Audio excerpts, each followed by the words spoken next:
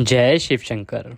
आप सभी को महाशिवरात्रि की ढेरों शुभकामनाएं। भगवान शंकर की कृपा से आपके जीवन के सभी दुख दूर हों, आपका व्रत सफल हो और शिवरात्रि का यह पूजन आपके लिए सौहार्द, मंगल कामनाएं तथा खुशियों का अवसर लेके आए। आइए अब हम सुनेंगे शिवरात्रि पर सुनी जाने वाली शिवरात्रि व्रत कथा आरंभ करते हैं। उससे पहले आपसे निवेदन है कि कृपया वीडियो यदि थोड़ा सा भी अच्छा लगे तो एक बार लाइक अवश्य कर दीजिएगा। भगवान शंकर की कृपा प्राप्त करने के लिए, अपने व्रत की सफलता के लिए कमेंट बॉक्स में अवश्य लिखिएगा जय शिव शंकर, हर हर महादेव। आज के दिन कथा के साथ आपको शिव सहस्त्र नाम का पाठ अवश्य सुनना चाहिए। शिव सहस्त्र नाम स्तोत्रम का हिंदी पाठ हमने आपके लिए अपलोड किया है, उसको आप अवश्य सुने। जो कोई शिव सहस्त्र नाम स्तोत्र सुनता है उसको जीवन के सभी सांसारिक सुख प्राप्त होते हैं और भगवान शंकर की कृपा प्राप्त होती है। इस अद्भुत चमत्कारी पाठ को आपको शिवरात्रि के दिन अवश्य सुनना चाहिए। लिंक हमने डिस्क्रिप्शन बॉक्स में भी दे दिया है। अगर आपको प्राप्त ना हो तो कमेंट बॉक्स में लिख के पूछ लीजिएगा। आइए अभी हम कथा आरंभ करते हैं। आशा करते हैं आपने पूजन कर लिया होगा और पूजन के बाद यह कथा अवश्य सुननी चाहिए। शिवरात्रि के दिन जब भी आपको समय मिले, इस कथा का श्रवण करने मात्र से ही आपके जीवन के अनेकों कष्ट दूर हो जाते हैं, आपके जीवन के पाप नष्ट हो जाते हैं और आपका जो व्रत है वह सफल होता है। महाशिवरात्रि से संबंधित अनेक व्रतांत आते हैं। कुछ लोगों का मत है कि इस दिन भगवान शंकर और माता पार्वती का विवाह हुआ था और कुछ लोगों का मत है कि इस दिन भगवान शंकर ने समुद्र मंथन के बाद निकले विष का पान किया था, इसलिए शिवरात्रि मनाई जाती है। भिन्न भिन्न मत हैं। आज हम जो कथा लाए हैं आपके लिए वो मनगढ़ंत नहीं है। वो कथा का वर्णन आता है शिव महापुराण में। शिव महापुराण के अनुसार जो कथा है इस महाशिवरात्रि की, आइए उसको अब हम सुनते हैं। क्योंकि आपका ये चैनल देवभूमि सदा आपको ऑथेंटिक कथाएं ही सुनाता है, पुराणों में वर्णित कथाएं ही सुनाता है। हम इधर उधर से कथाएं उठा के नहीं पढ़ते हैं। आइए शिव पुराण के अनुसार जो कथा है उसका अब हम वाचन करते हैं, आप श्रवण कीजिए। शिव पुराण के अनुसार प्राचीन काल में चित्रभानु नामक एक शिकारी था। जानवरों की हत्या करके वह अपने परिवार को पालता था, अपने परिवार का भरण पोषण करता था और अपने परिवार की दिनचर्या चलाता था। वह शिकारी एक साहूकार का कर्जदार था।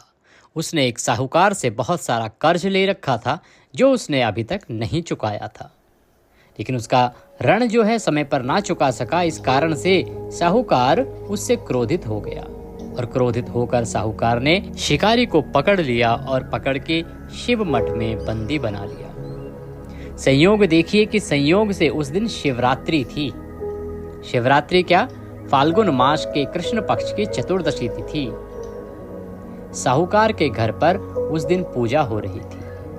क्योंकि शिकारी को वहां पर बंदी बना रखा था तो शिकारी ध्यान मग्न होकर शिव संबंधित जो धार्मिक बातें हो रही थी, पूजा पाठ हो रहा था, उसको सुनता रहा। इस प्रकार से शिवरात्रि के दिन उसने ना चाह कर भी शिव संबंधी सभी कथाएं सुनी, शिवरात्रि की कथा भी सुनी और शिवरात्रि से संबंधित सभी मंत्रोच्चार भी सुना। शाम होते ही साहूकार ने उसे अपने पास बुलाया और ऋण चुकाने के विषय में बात करी कि मेरा ऋण चुकाइए, आप बहुत समय से नहीं चुका रहे हैं। शिकारी ने कहा कि हे साहूकार, मैं तुम्हारा ऋण कल चुका दूंगा, मुझे अवसर तो दीजिए, मैं अवश्य ही कल तुम्हारा ऋण चुका दूंगा। इस प्रकार शिकारी अगले दिन का सारा ऋण लौटा देने का वचन देकर उस साहूकार के बंधन से छूट गया।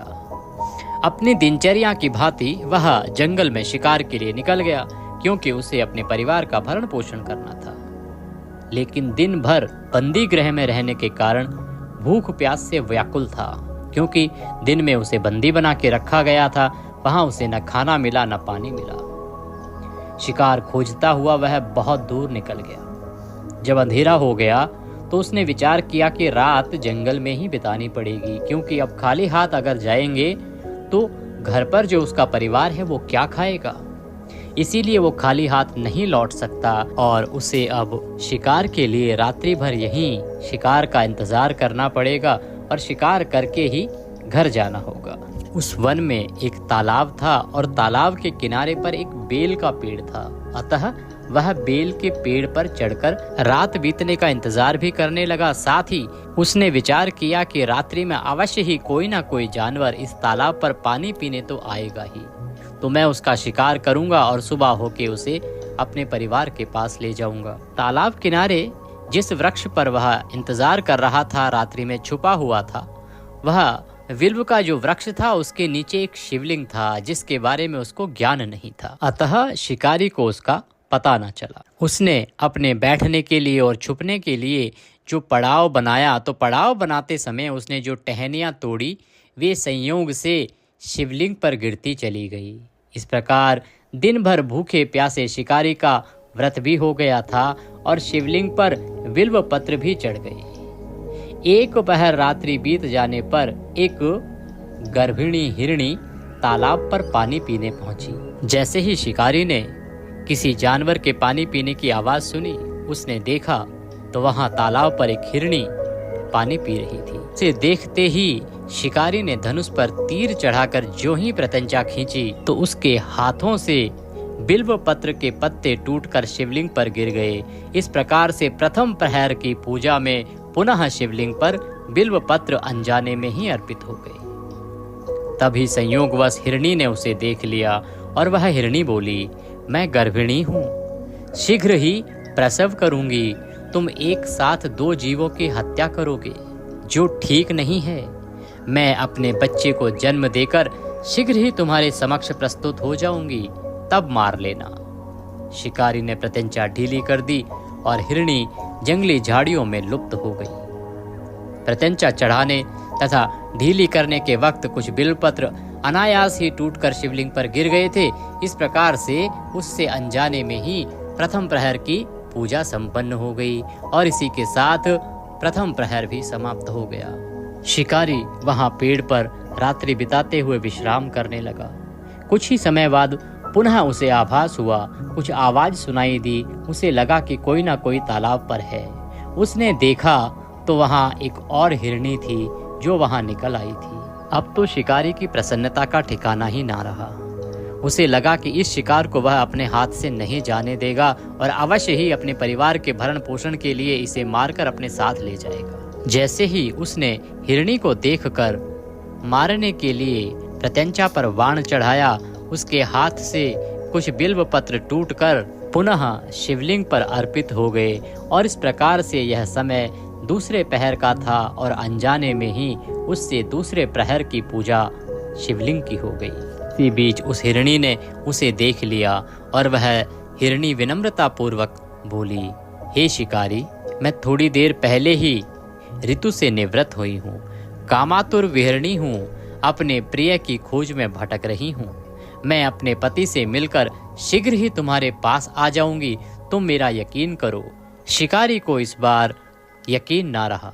वह हिरणी बार बार निवेदन करने लगी। वह बोली, यदि मैं ना लौटूं तो मैं निपुती हो जाऊं, मैं झूठी कसम खाऊं तो मेरा जीवन इसी समय नष्ट हो जाए। इस प्रकार से वह शिकारी से बारंबार निवेदन करने लगी।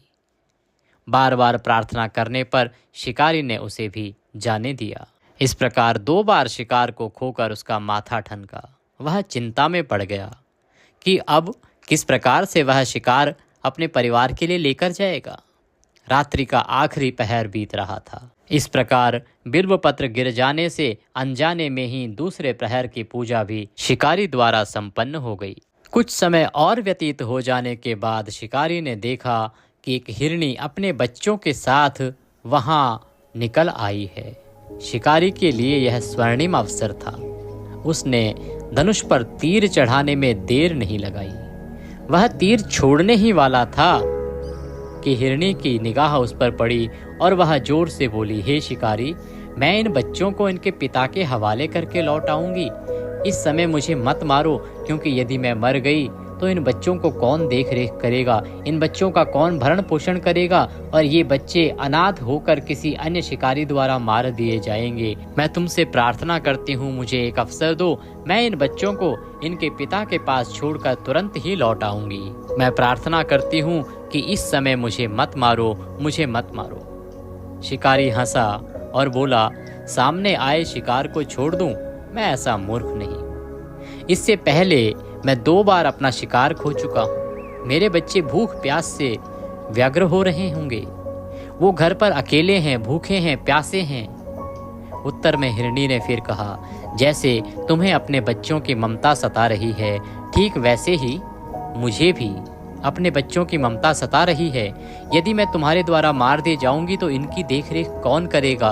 हे शिकारी, मुझे इतना अवसर तो दो कि मैं इन्हें इनके पिता के पास छोड़ के आ जाऊं। मेरा विश्वास करो, मैं अवश्य ही तुम्हारे पास आ जाऊंगी। फिर मेरा शरीर तुम्हारे बच्चों के लिए निवाला बनेगा, भोजन बनेगा। तुम मारकर मुझे अपने साथ ले जाना। यदि तुम्हें यकीन नहीं तो मैं ईश्वर को साक्षी मानकर तुम्हें वचन देती हूँ कि मैं इन्हें अपने पिता के पास छोड़कर तुरंत ही लौट आऊंगी। यह मैं प्रतिज्ञा करती हूँ। इस प्रकार से हिरनी का दीन स्वर सुनकर शिकारी को उस पर दया आ गई और उसने उस मृगी को भी जाने दिया। शिकार के अभाव में तथा भूख प्यास से व्याकुल शिकारी अनजाने में ही बेल वृक्ष पर बैठा बिल्व पत्र तोड़कर नीचे फेंकता जा रहा था। वो फटने को हुई तो एक हष्ट पुष्ट मृग उसी रास्ते पर आया। शिकारी ने सोच लिया कि इसका शिकार वह अवश्य करेगा, क्योंकि अब तो सुबह होने वाली है। इस प्रकार से अनजाने में ही शिकारी से तीसरे पहर की भी पूजा हो गई।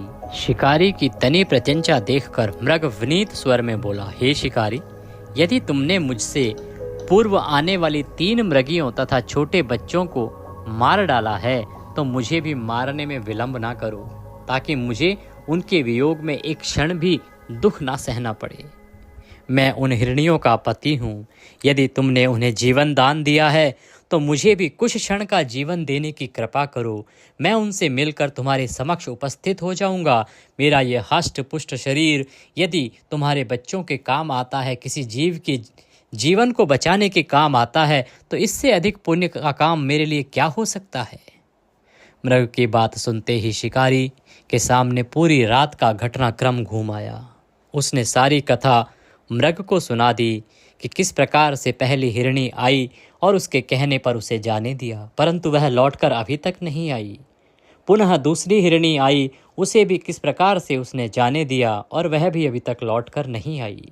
तब मृग ने कहा, मेरी तीनों पत्नियां जिस प्रकार प्रतिज्ञाबद्ध होकर गई हैं, मेरी मृत्यु से अपने धर्म का पालन नहीं कर पाएंगी। अतः जैसे तुमने उन्हें विश्वास पात्र मानकर छोड़ा है, वैसे ही मुझे भी जाने दो। मैं उन सबके साथ तुम्हारे सामने शीघ्र ही उपस्थित हो जाऊंगा।